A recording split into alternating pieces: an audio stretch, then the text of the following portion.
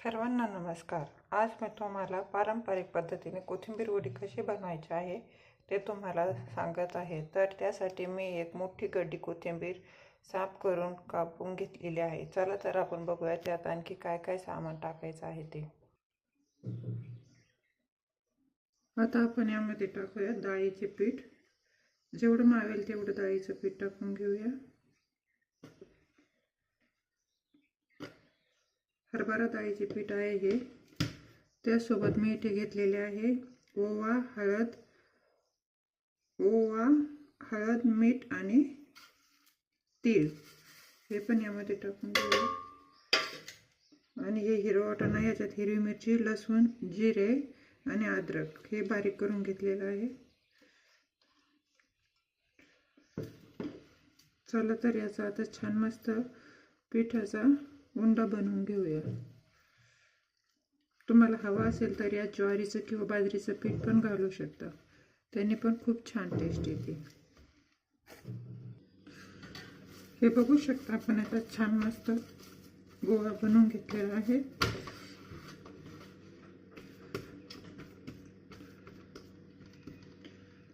आता याचं हे दोन ताट घ्यायचे। त्या ताटामध्ये थोडंसं तेल टाकून घ्यायचं। पूर्ण असं छान पसरून घ्यायचं तेल।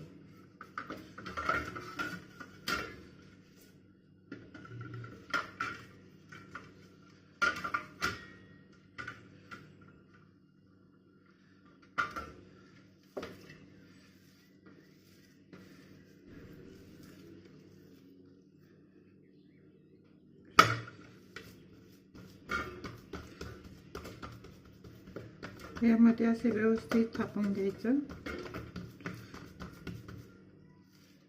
आणि राहिलेला शिल्लक गोळा पण ह्या ताटामध्ये थापून घ्यायचं।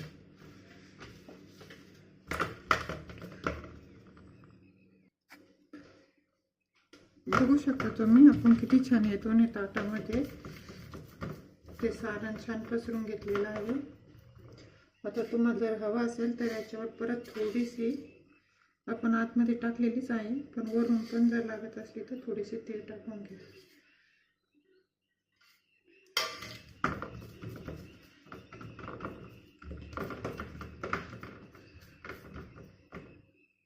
चला तर आपण आता याला स्टीम करायला ठेवूया। हे बघा, आता आपण इथे इडली पॉट घेतलेला आहे, त्यामध्ये पाणी टाकलेलं आहे। म्हणजे स्टँड ठेवून घेऊया आणि त्यावर एक एक ताट असं ठेवून त्याला 10 ते 15 मिनिटं स्टीम करून घेऊया।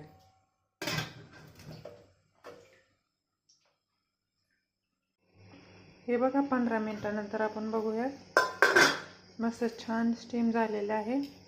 त्यामध्ये आपण एक चाकू प्रेस करून बघूया। चाकू जर स्वच्छ निघाला तर समजायचं स्टीम बरोबर आहे। चाकूला जर थोडंसं जरी पीठ लागलं तर समजायचं कच्चा आहे। चला तर आपण याचा गॅस बंद करूया आणि थंड झाल्यावर वड्या पाडून घेऊया। हे बघा, आपण त्या वड्यांना थंड झाल्यावर छान याचे वड्या पाडून घेतलेल्या आहेत। मस्त छान झालेले आहे।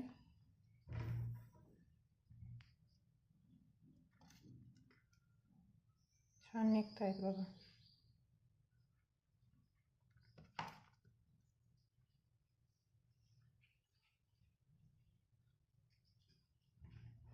चला तर आपण मस्त कढईमध्ये तेल गरम करून वड्या तळून घेऊया।